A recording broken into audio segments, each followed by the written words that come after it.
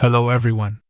This is the 32nd part of the story, Blādā, God of Blood, Chapter 63, Sin Buster. In an abandoned park, Banner in shorts warned Betty worriedly. "Betty, be careful!" Betty, who was standing beside the tower, comforted. "Don't worry, Hulk won't hurt me, and Max will protect me."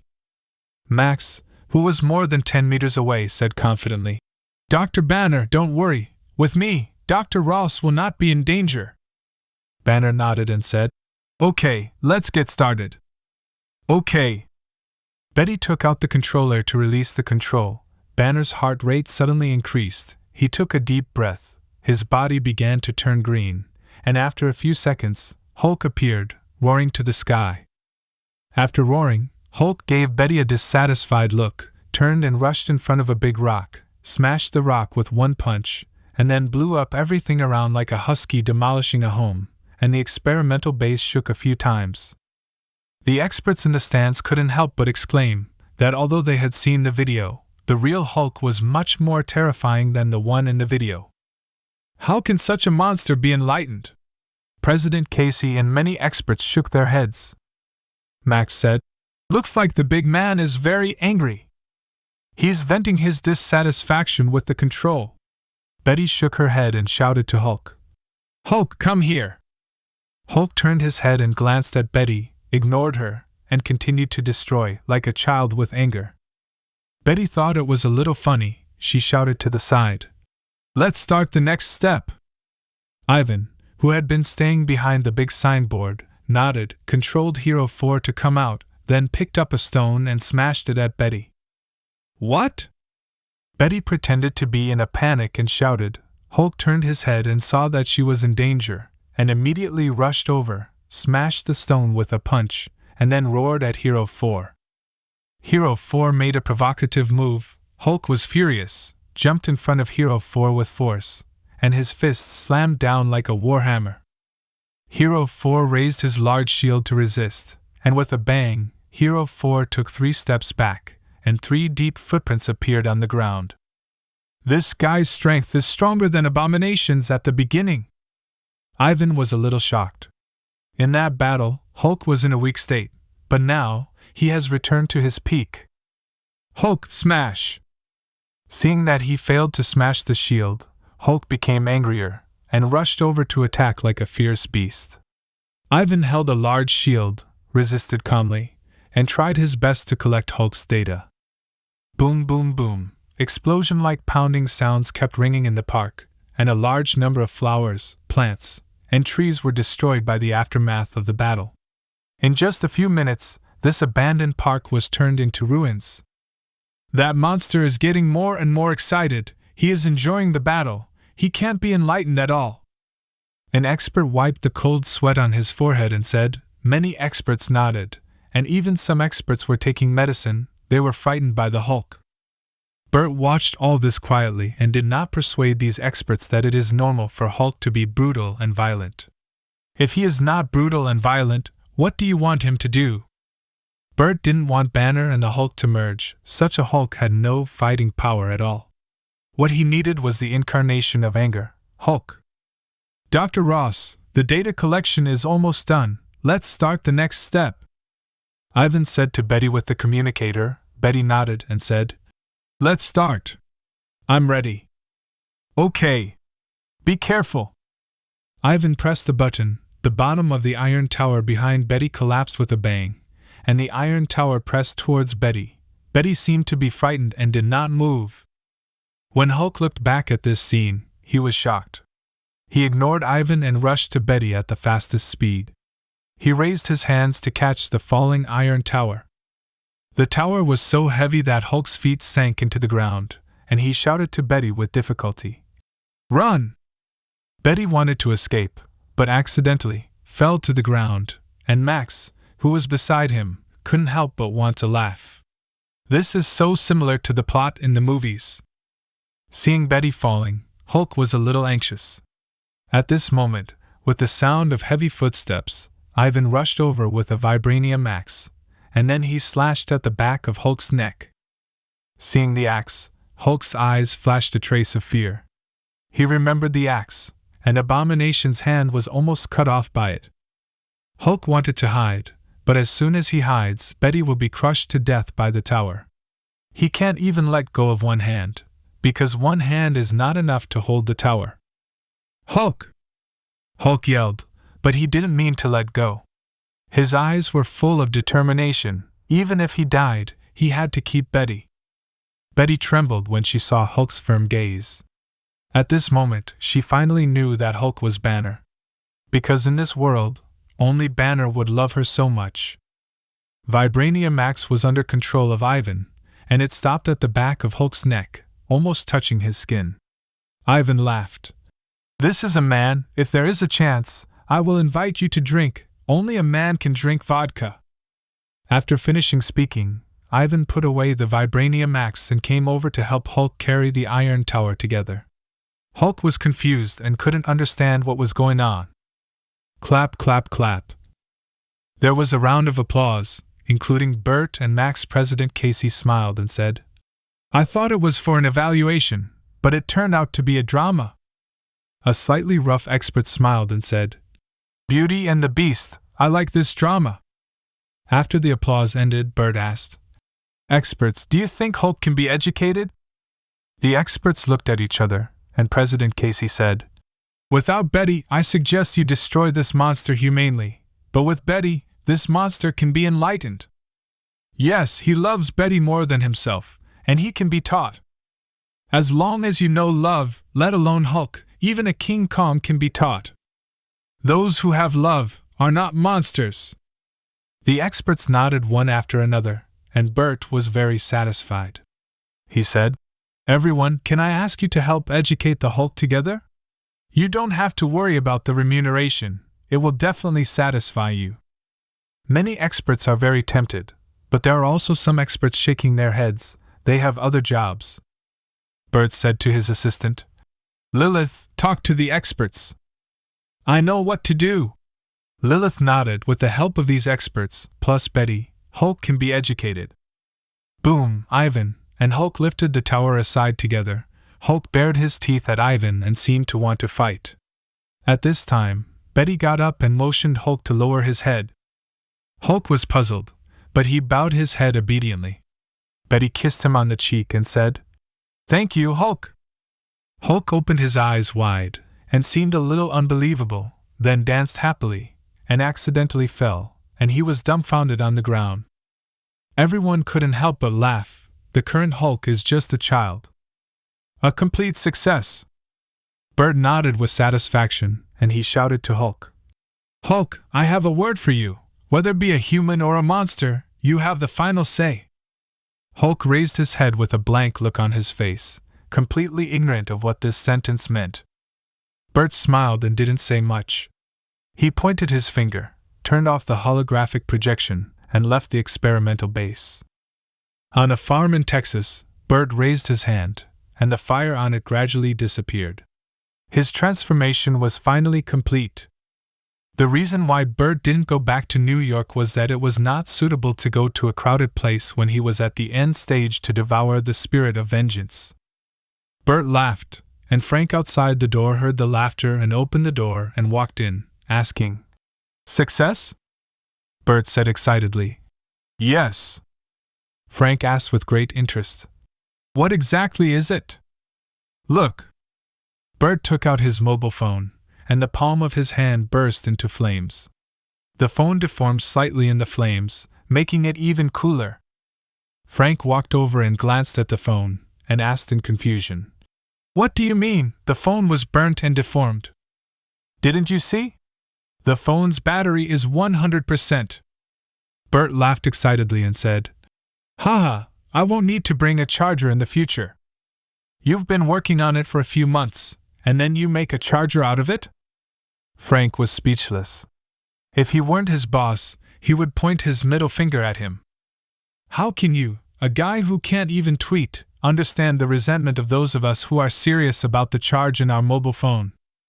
Bert said with contempt, then put away the phone, and said, "Stop joking with me, go and lead out the thoroughbred horse I bought. I'll change into a cowboy outfit and go down. Let's see, what do you want to play?" Frank nodded, turned around, and went down to lead the horse. Bert quickly changed his clothes and came to the side of the fiery red, mighty, and majestic thoroughbred horse. No nonsense, Bert got on his horse directly, put on his hat, and shouted to Frank, "Watch this!" Before he finished speaking, Bert's whole body burst into dazzling dragon fires, and then these dragon fires quickly spread to the thoroughbred horses. Seeing this, Frank hurriedly shouted, "Hey, Bert, be careful! It was bought for tens of millions of dollars. Don't worry, it will be fine." Bert laughed. The thoroughbred horse wrapped in dragon fire not only didn't mourn but was very excited, spewing fire out of his eyes, ears, mouth, and nose. So cool. "Let's go!" Bert shouted, and the thoroughbred horse roared out like a raging fire, and ran hundreds of meters in the blink of an eye, leaving behind a row of blazing horseshoe prints. Even Frank couldn't help shouting, "Cool!" No wonder Bert was willing to spend several months devouring the spirit of revenge. Too handsome! The fast-moving Bert couldn't help laughing. At this moment, a Harley-Davidson came over, but it was Damon who had been separated for several months. He looked at Bert and the flaming horse in amazement, and shouted, "Bert, let's compete! I'll give you 2 laps!" Bert laughed. The thoroughbred horse neighed, and its speed suddenly accelerated, leaving the Harley-Davidson far behind. Damon chased for a while but stopped helplessly. He patted the motorcycle and said, "Old man, I didn't expect that we would be beaten by a horse." After a while, Bert chased after him, and he smiled and said, "Don't want to compete?" Damon asked. "We'll compete with you at night, Bert. Why are you able to transform during the day?" "I haven't transformed, I'm still me. I just have the ability of the spirit of vengeance." Bert jumped off the horse, took back the dragon fire, and asked, "How is it? Is the trip to the New York temple going well?" "Very well, I can control the spirit of vengeance," Damon exclaimed. "I can finally go back to Mindy." Bert asked, "Mindy has been asking me where you have been for months. Why don't you even reply to Twitter? Is there no signal from the New York temple?" "It has nothing to do with the signal. I was practicing." Damon shook his head. He took out an ancient book from his arms and said, "This is the secret method of cultivating the soul. Would you like to learn it too?" "You stole a book from Kamatage?" Bert was very surprised, and immediately said with contempt, "I didn't expect you, a guy with big eyebrows and big eyes, would do such a thing." "Given to me by Ancient One," she said, "the knowledge of Kamatage can be shared." Damon said angrily, "You can learn this yourself, don't pass it on to others, we can't go too far." "Thanks." Bert took over the ancient book with great joy. His biggest flaw now is his soul. If his soul is strong enough, he can even make a clone. Bert thought of something and asked, "Has Ancient One mentioned me?" "No." Damon shook his head. "This is Ancient One's order. Don't let someone be too arrogant." That ancient book was a gift from Ancient One to Bert, thanking him for stopping Mephisto's conspiracy. "It's a good thing not to mention it." Bert shrugged and asked, "Damon, what's your plan next?" "Go back to New York, see Mindy." "And then? Continue to be a big dad?" I didn't think that far." Damon hesitated for a moment and shook his head. Bert said, "In recent months, New York has been in chaos because of the disappearance of Kingpin, and Chief George has been anxious to hang himself. To get the battle armor as soon as possible, he even asked his daughter to come to ask me for a discount.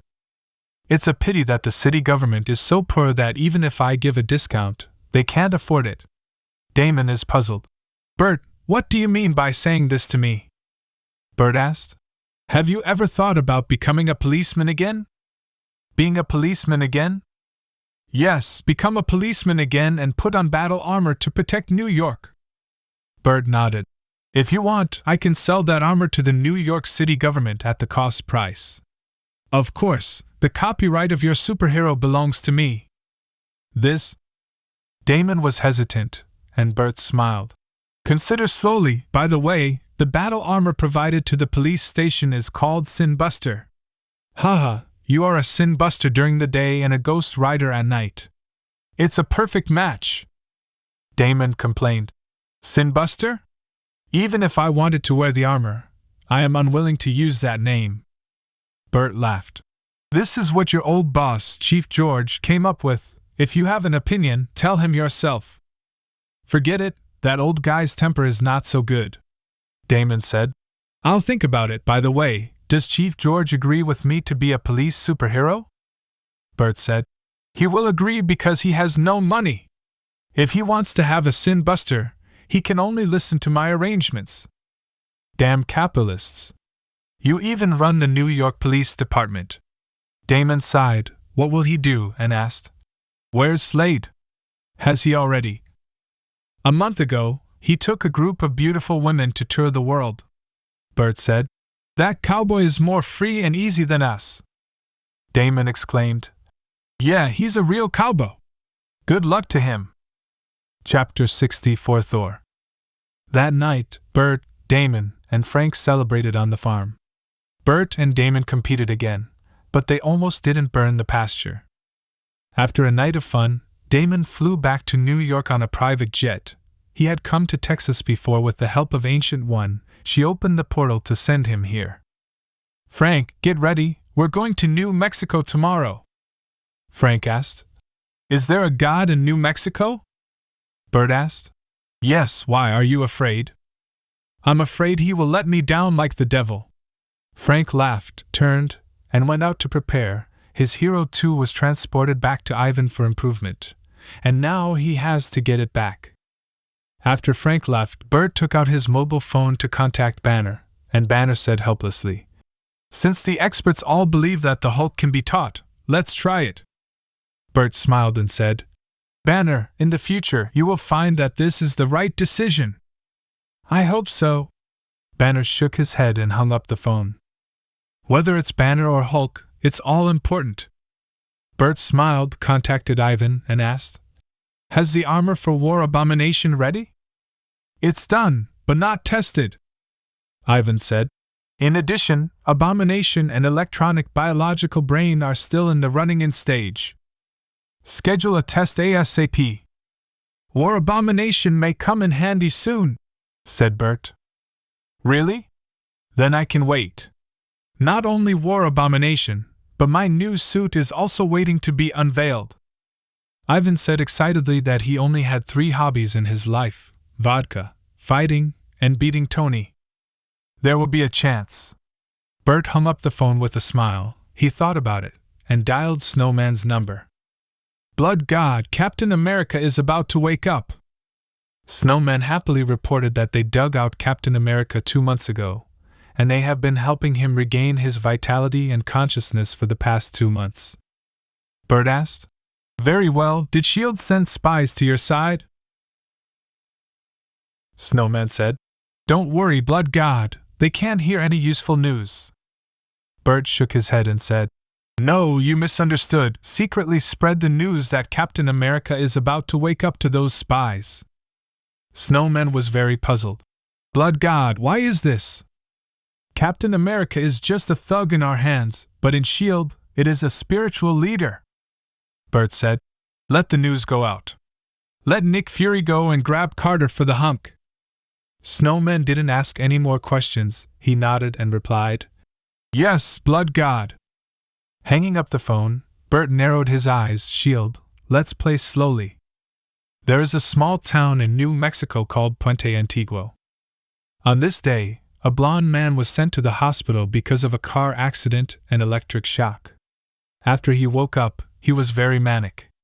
Not only did he push the doctor away, but also hit him, and injured a few nurses. The security guards naturally won't let him continue, and after a sedative, the man who claimed to be the son of Odin fell directly to the ground. This person was so arrogant.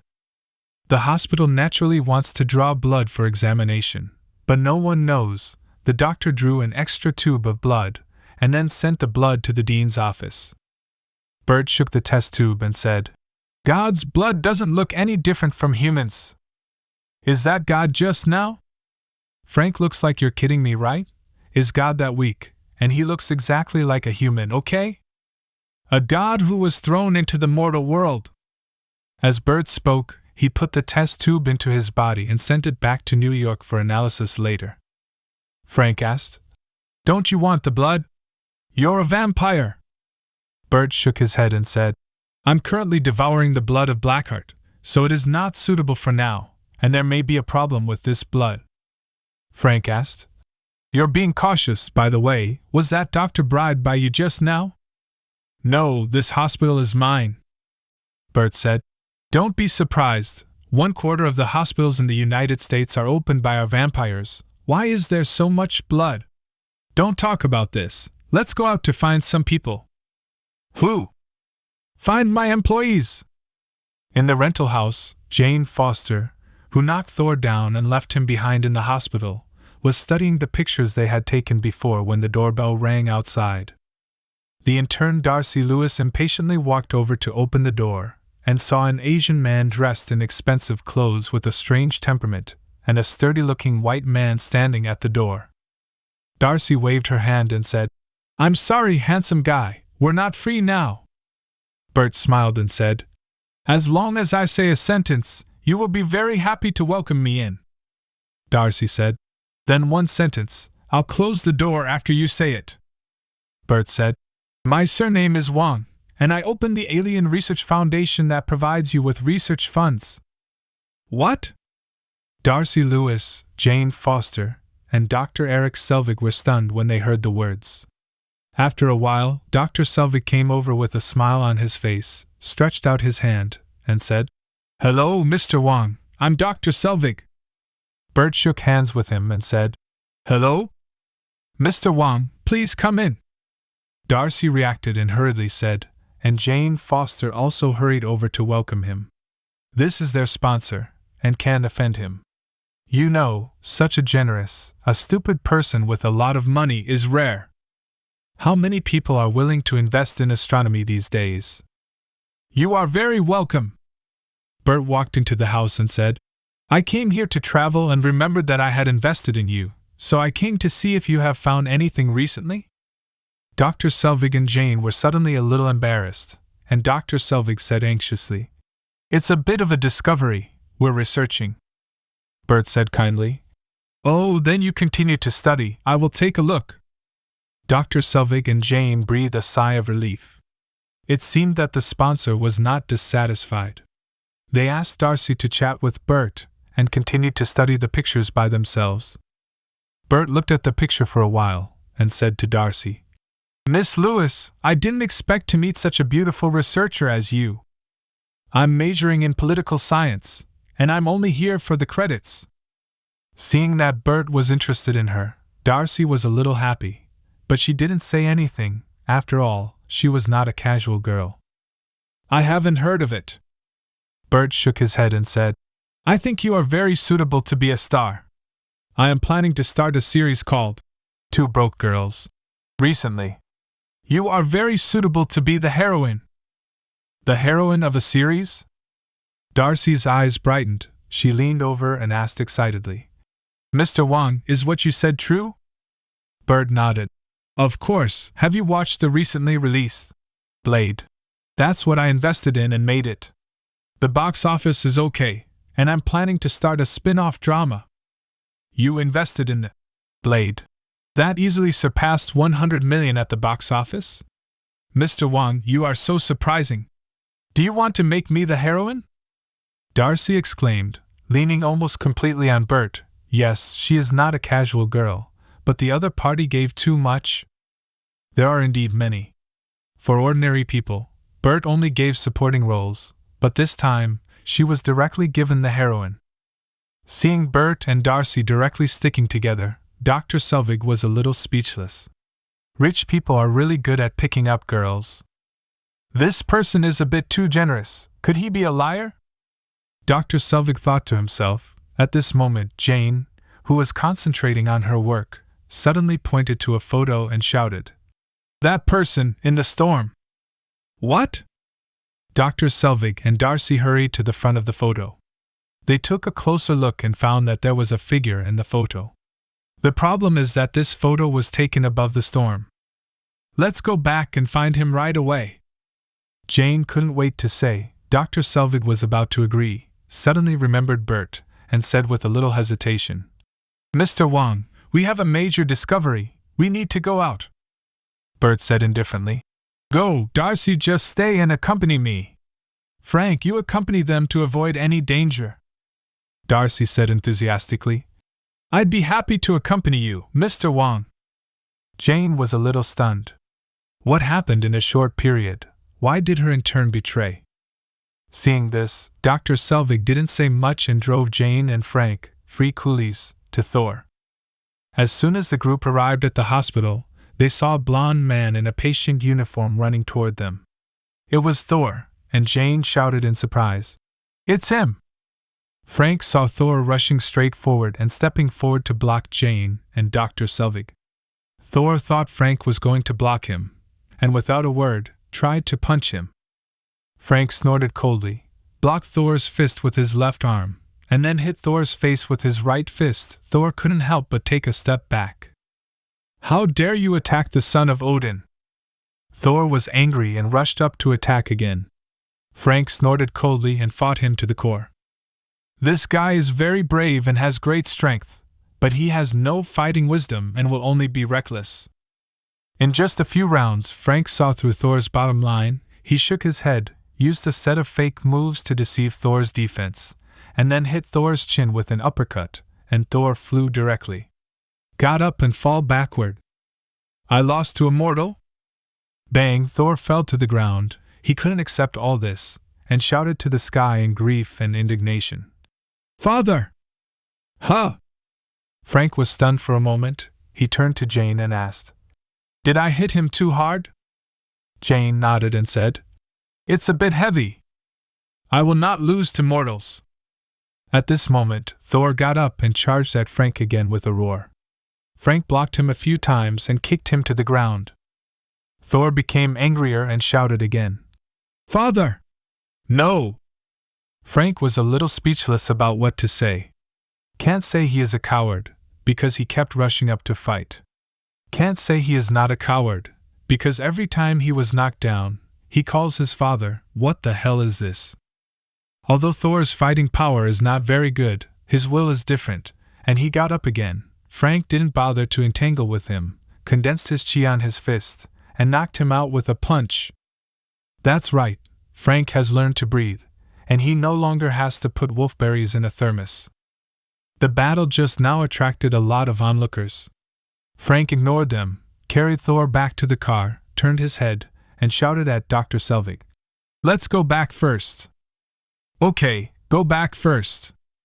Seeing that a security guard rushed out, Dr. Selvig and Jane quickly got into the car, and soon, the group left the hospital and returned to the rental house. Inside the rental house, Bert looked at Thor, who had changed his clothes and was eating and drinking, and asked, You said you were the Thor of Asgard? Yes, I am the son of Odin Thor.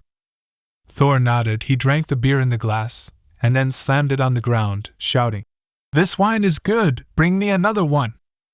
Are you sick? Darcy couldn't help cursing. It's her who is in charge of cleaning up the house.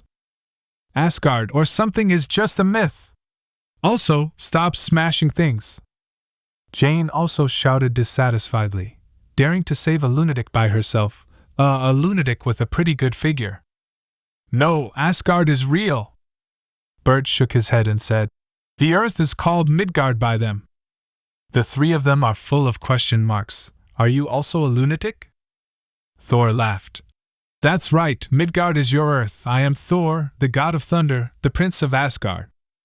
No, you are not! Bert shook his head. Asgard is real, but you are not. Thor is a giant in the 9 realms. He is brave and invincible. He will never be defeated by a mortal. You are fake. What did you say? Thor stood up abruptly and stared at Bert like a lion. Frank walked over with a blank face and said, He's telling the truth. Seeing Frank, Thor became angrier. He wanted to do something but remembered what happened before. He could only sit down angrily. Otherwise, he won't even be able to hold a lightning bolt from me. Bert asked knowingly. Why were you deprived of your divine power by your father? Because he is an old and confused person, facing the provocation of the frost giant. Not only did he not fight back, but he also blamed me for causing the war without authorization. Thor yelled. At this time, he still hasn't recognized his mistake. Bert listened silently. Dr. Selvig and the others shook their heads, completely treating Thor as a madman. It seems that the photo should be just a coincidence. After listening to Thor's complaint, Frank sneered. Fortunately, you are not the real Thor, otherwise, if you succeed to the throne, the 9 realms will be in chaos. What did you say? Thor slammed the wine glass on the ground, stood up, and asked loudly. Frank said, To be honest, you don't even have the most basic sense of responsibility. You are worthy of being a prince? You are courting death. Thor roared and rushed towards Frank. After 3 seconds, he fell to the ground and shouted angrily, Father! Can you stop calling Dad every time you lose? Frank was speechless, and Bert laughed. He's calling Odin. Darcy sneered. Does he think he is the son of Odin? Thor shouted. I am the son of Odin. When I get my Mjolnir back, I will be the omnipotent Thor. Everyone was puzzled. What? Mjolnir, Thor's hammer. Bert smiled. He was about to speak when there was a knock on the door. This marks the end of part 32 of the story, Blade God of Blood. Thank you for listening. Please like the video and hit the subscribe button to listen more. Hit the bell icon to get notified of all the new content uploaded to the channel ASAP.